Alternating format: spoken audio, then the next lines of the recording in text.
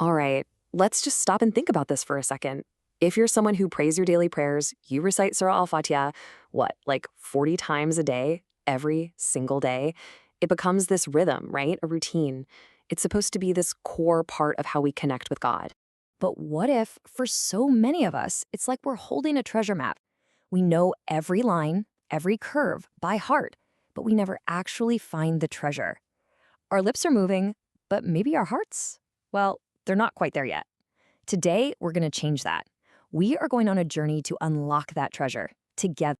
And just to give you an idea of how powerful this map is, get this. There's a hadith that says one of the only 4 times Shaitan has ever cried out in total agony was the moment Surah Al-Fatiha was revealed. Just 7 short verses. What is in these lines that could shake the very core of evil itself? Well, let's find out. So our journey, our very first step on this map, it all starts with a single phrase. Alhamdulillah, praise and thanks be to God.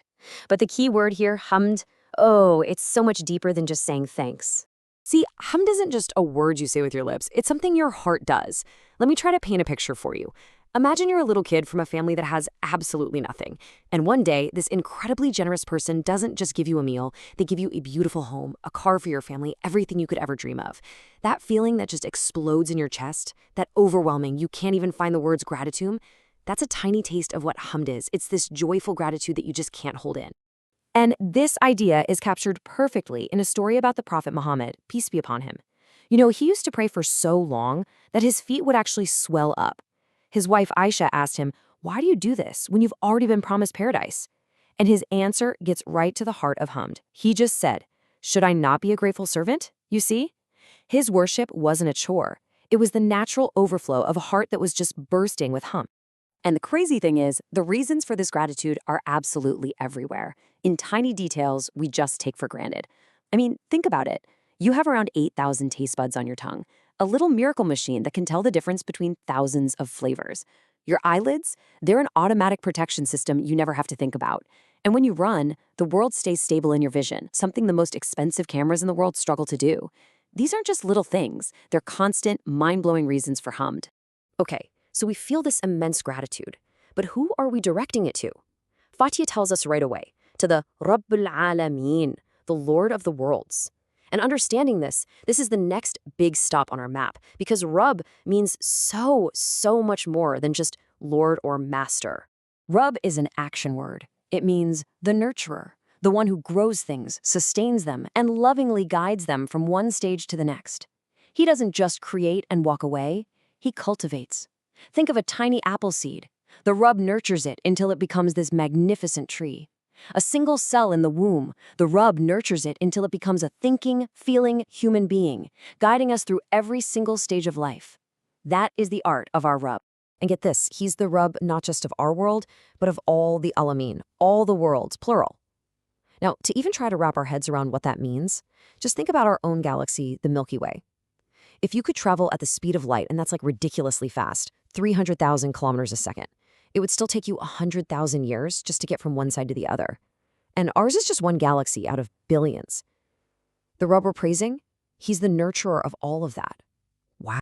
Now, realizing you're standing before a being with that kind of infinite power, that can be pretty overwhelming, right? But Fatiha is pure genius. It immediately creates this perfect psychological balance, taking us from that feeling of awe to a place of comfort, right in that sweet spot between hope and responsibility. Right after blowing our minds with Lord of the Worlds, the surah brings us this incredible comfort, Ar-Rahman, Ar-Rahim. He is the entirely merciful, whose mercy is for everyone and everything in this life, and the specially merciful, whose focused mercy is for believers in the next. It's like a divine hug. But that comfort doesn't make us lazy. Nope. It's immediately balanced with Maliki Yom Adin, the master of the day of judgment. This puts our hearts in the perfect state, living in hope of his boundless mercy, but also with a healthy awareness that we're accountable for what we do. And why is that day of judgment so crucial? Because it's the ultimate promise of justice. When we see a father in Gaza digging through rubble with his bare hands, just crying the name of his child, Safiya, Safiya, our hearts just shatter for that injustice. The day of judgment is the unbreakable promise that those cries are heard. It's the day every single wrong will be made right. It is the ultimate hope for anyone who has ever been oppressed. So, here we are. We've recognized his blessings, his power as the great nurturer, and that perfect balance of mercy and justice. And now we get to the most dramatic, most personal moment in the entire surah. The whole conversation is about to change. Up until this point, for the first 3 verses, we've been talking about God, right? Using he. But now, after this whole journey of recognition and awe, we've kind of earned the right to talk to him directly. The conversation becomes intimate. We switch to you. Iyaka na'budu wa iyaka nasta'in. It is you we worship, and it is you we ask for help. This right here, this is the heart of the conversation.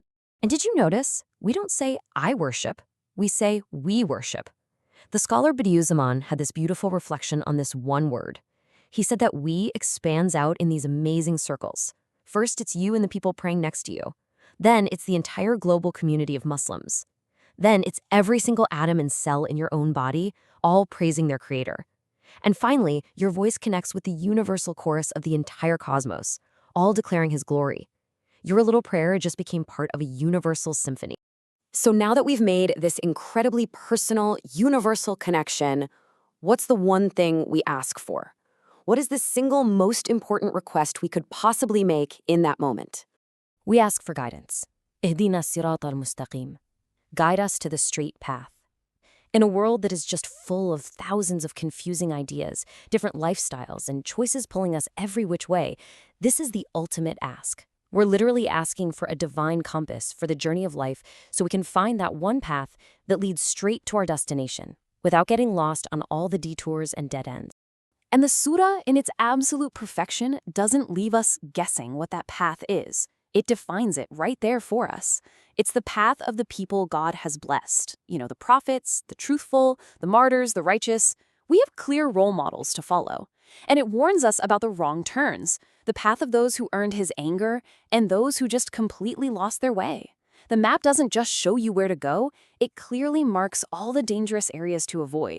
So look at the journey we've just been on, from this feeling of overwhelming gratitude to understanding our nurturer, balancing hope and accountability, and then having a direct conversation to ask for the ultimate compass. We've done it. We have unlocked the treasure. And that's really the big takeaway here. Fatiha was never meant to be some mindless ritual. It's a deep, personal conversation with the Lord of the universe. It's our daily spiritual checkup, a moment to recalibrate our hearts and our minds. It's the unfailing compass we've been given to navigate our whole lives.